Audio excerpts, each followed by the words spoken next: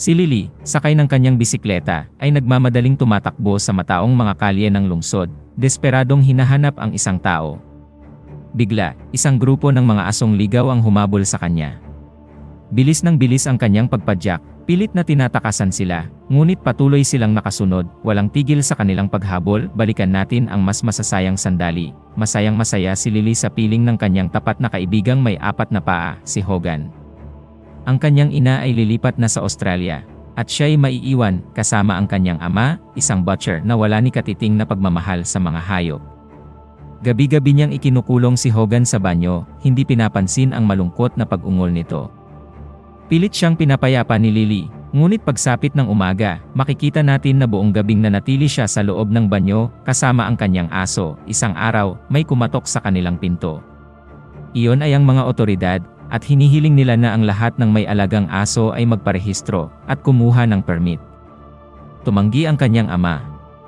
Galit at masakit ang kalooban, tumakbo si Lily palayo, piniling manatili sa mga kalye, kasama si Hogan, ang kanyang tapat na kaibigan.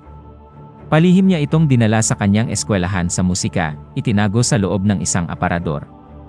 Ngunit si Hogan, na puno ng likas na kuryosidad, ay nakawala, ginambala ang ensayo, at nagalit ang kanilang konduktor, na nagpasyang paalisin si Lily mula sa orkestra. Sa lansangan, nakita siya ng kanyang ama, naghanap ng buong araw at balak ng tumawag ng pulis. Tensyonado ang kanilang usapan, banta ng kanyang ama na dadalhin si Hogan sa isang shelter. Desperado, nakiusap si Lily na huwag niya itong gawin, ngunit kinuha pa rin ng kanyang ama si Hogan, dinala sa gitna ng kalsada, at iniwan na lang ito, habang si Lily ay naiwang wasak ang puso. Si Hogan, naguguluhan at takot, ay pilit na humahabol, halos mabangga sa mga sasakyang mabilis na nagdadaan.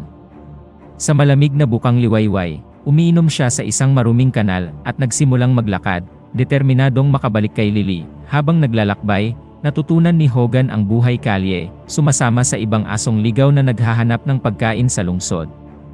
Pero mapanganib ang kanyang pakikipagsapalaran, kaharap niya ang galit na mga tindero, mababagsik na stray hunters, at minsan ay napapalibutan pa ng isang lalaking may kutsilyo.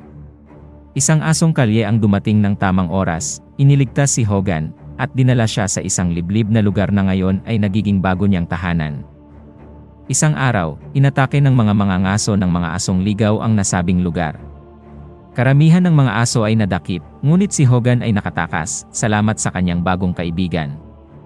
Sa kanyang paglalakbay sa lungsod, kinuha siya ng isang palaboy na may habag sa kanya, binigyan siya ng tirahan at isang pansamantalang tali. Samantala, si Lily ay walang tigil na naghahanap, nagdidikit ng mga flyer sa buong lungsod, buo ang pag-asa na matatagpuan niya ang nawawalang aso. Habang tumatagal, napasok si Hogan sa isang madilim na mundo ng underground dogfighting. Sinusumpa, tinuturo sa kalupitan, at pinipilit na lumaban para mabuhay. Unti-unti siyang nagiging agresibo at hindi na siya ang dating Hogan na minahal ni Lily.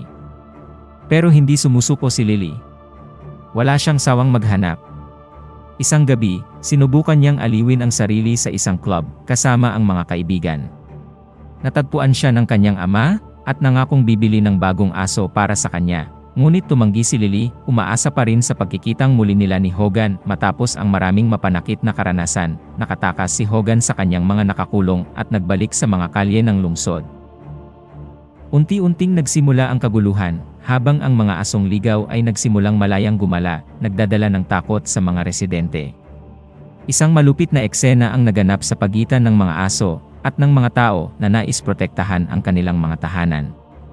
Sa gitna ng kaguluhan, natagpuan ni Hogan ang mga dati niyang nanakit, at siya ay naghanap ng hustisya. Sa wakas, nagtagpo muli ang landas ni Lily at Hogan. Natagpuan siya ni Lily, nakapalibot sa kanyang likod ang isang grupo ng mga aso. Ang kanyang presensya ay matindi at nagbago, ngayon siya na ang kanilang pinuno.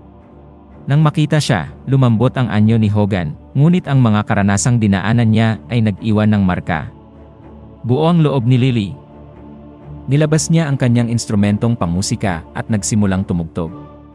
Ang tugtog ay nagpakalma kay Hogan, at dahan-dahan, humiga siya sa tabi niya, pati na rin ang ibang mga aso. Sa mga sandaling iyon, humiga si Lily sa tabi ng kanyang matalik na kaibigan, na dumaan sa isang mahabang paglalakbay. Alam niyang hindi na sila maaaring bumalik sa kung ano ang dating sila. Maraming salamat sa panonood, at samahan niyo kami muli sa mga susunod na kwento mula sa mundo ng sinehan.